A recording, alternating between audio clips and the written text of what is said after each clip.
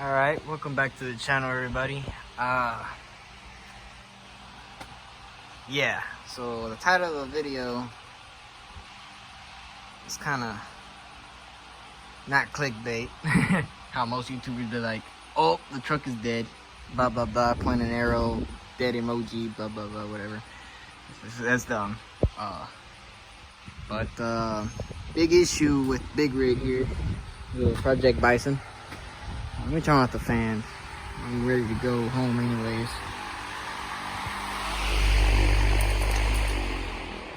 So what I had to do was I was gonna get ready to start sanding. You can see a little bit up there. I drilled holes for the horns and stuff. You know, all ready to go. I was ready to, yeah.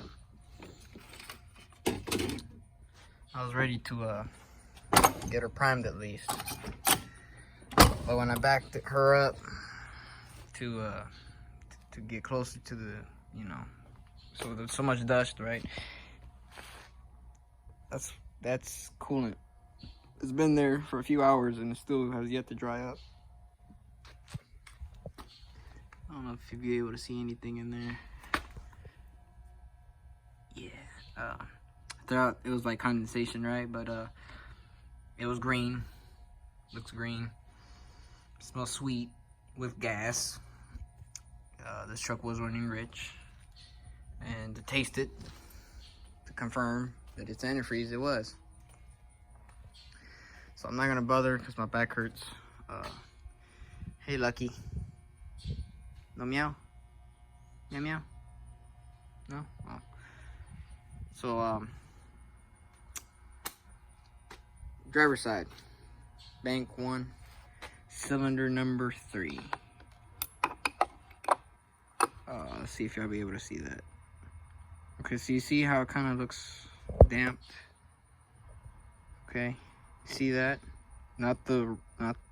It's the inside, that's what I'm talking about. See how it looks kind of wet?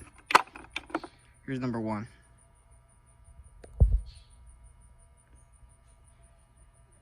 Yeah, it was running rich.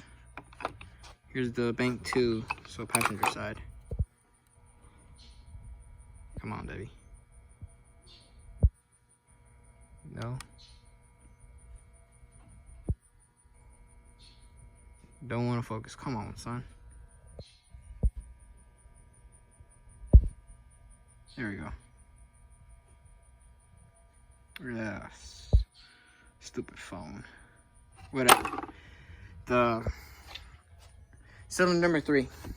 I don't know if it's either the head or the gasket that went out right there. It's wet. Stupid thing. I don't want to focus now. There we go.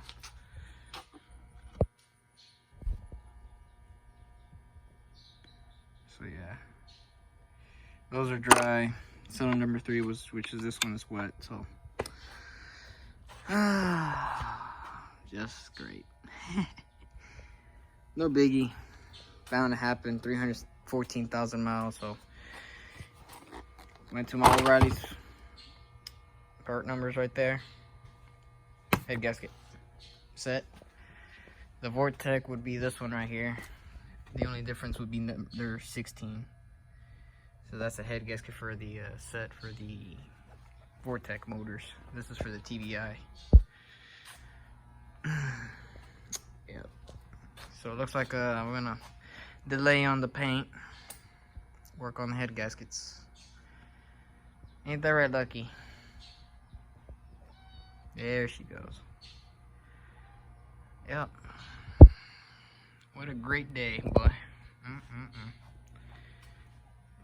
So let me show you what I've did for the past few days. So this is the toolbox I picked up from Facebook Marketplace, $100. Battery box.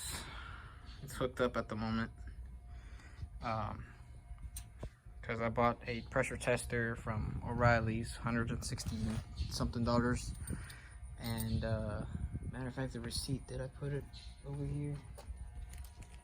Yes, I did. Okay, good. Because all that's gonna go down to the bill. The total amount. So, we got an air compressor and our air tank here. Air compressors from Harbor Freight. Pretty cheap. Walmart.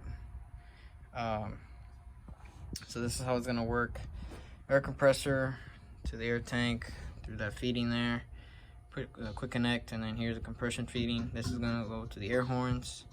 T, another T, nipple, adapter, another T. This is gonna go to the gauge inside for the air pressure. It's gonna be in the tank. So if it's low, hit the switch inside. I get to that in a sec. Then I got my ball valve here with a coupling for the air hose in case I need to add any air or for anything, honestly. So this has a switch and a fuse onto the compressor itself. But I have it on. I cut the wires. The wire and 2 hose lines are gonna run through that hole into the cab. One, like I said, one's gonna go to a gauge somewhere in the dash. Switch might be here, and then the switch is gonna be ran from the fuse box to here to add power. Hit the switch.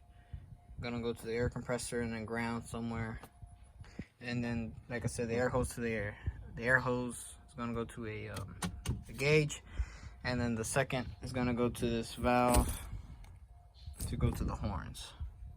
So that's what I've been up to until today.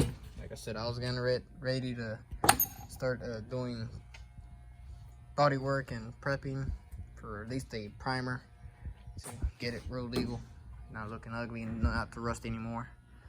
But yeah, the motor just decided to play quits on me. So like I said, when I backed her up, it kind of nicked, like my dad's Blue International over there. When the head gasket went out, it did the same thing. You know, it's hard to start because there's a lot of fluid in there, compression, whatnot. But yeah, like I said, O'Reilly's I borrowed, rented $162 of a pressure tester, put on your radiator. Couldn't find the leak, but I can hear it. Took it off, had my dad watch, and I start the motor, with the switch. Sure enough, cylinder number 3, water was, spraying out. So I don't know if it's the head gasket or the head or what, but either which way, pull the heads off, take it to the machine shop, get them checked out, replace the seals and anything that has to be worked on. Make sure there's no cracks, make sure there's nothing but replace, whatever needs to be replaced. If it's all still good, put it back, and then, like I said, check for cracks, and then I get the gaskets and all that. This comes with the seals too, but they're made in China. I don't feel comfortable. So last time, the old truck, the one that's on the profile picture for the channel, brunette, that one, took it to the machine shop here in town. Why is it out of focus? Thank you. Took it to the machine shop here in town. $200 and something for both of them, just to check it. New valves, guides, the seals at least. They replaced the things because I asked them, hey, whatever needs to be replaced, replace it. If it needs new springs, put new springs too. I'll pay for it. Just get it checked out, basically. Check it and replace what needs to be replaced. And yeah, they replaced it. Hopefully I don't pull like I did to that motor, the stupid rocker stud, which was a whole dilemma for like 2 months. So hopefully with the help of a little bit more knowledge and help with the book and the internet, when I do the valve adjustment, it don't go bad.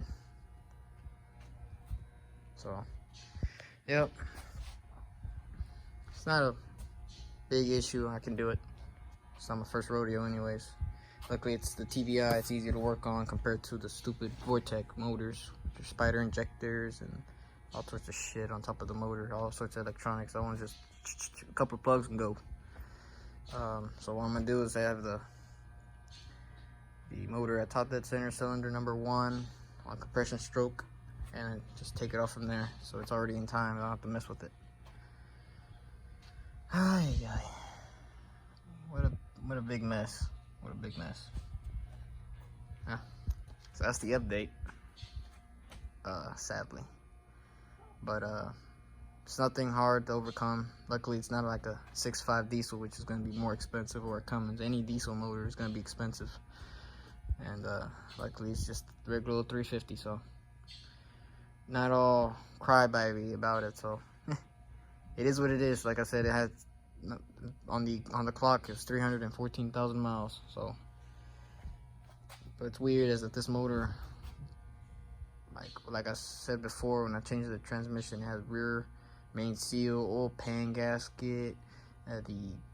Most of this motor looked like it had some type of a refresh at some point.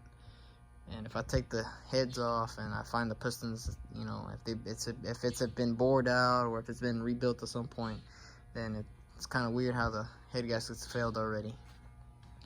And if it's not rebuilt, well, hey, like I said, 314 miles, not bad. At least I'll be able to not quote unquote rebuild it, but we'll get fresh new head gaskets and so forth. Clean up the motor a bit. And so, yeah. I don't know, it'd be worth to re-ring it or, you know, pull the motor. I don't know. It's one of those deals. I can do it myself, but at the same time, I don't like messing with the stuff like that. Hate. When it comes to engine work, I just don't. Internal engine work, I just don't. It's not my cup of tea. I can do it, but I just don't. I don't know. Was trained, taught, worked around it. It's not my cup of tea. Like transmissions, I don't rebuild transmissions either, or differentials. I just have it somebody do it. That's why I'm gonna pay warranty for it. So I'm not that good enough to be like, I know what the hell I'm doing. It'll be all right. I don't trust myself that much. So, and plus, like I said, warranty, man. When they offer warranty, you take it up on that price. So, sad day for me. But like I said, something we can overcome. Just a little delay on the project. Little delay. But hey, you know, maybe I make a whole video on me tearing this motor apart. So there's plenty of videos, but I'm gonna do one of me doing this, worth some footage. I'll ask around, see what else I can do with this motor since I'm already taking it apart. Like I said, I would like to re-ring it, put fresh new rings and stuff, but I don't know. We'll see what happens. So I'll keep y'all updated. Y'all know what to do. Comment section, like, all that good stuff. Subscribe. Catch you on the flip side.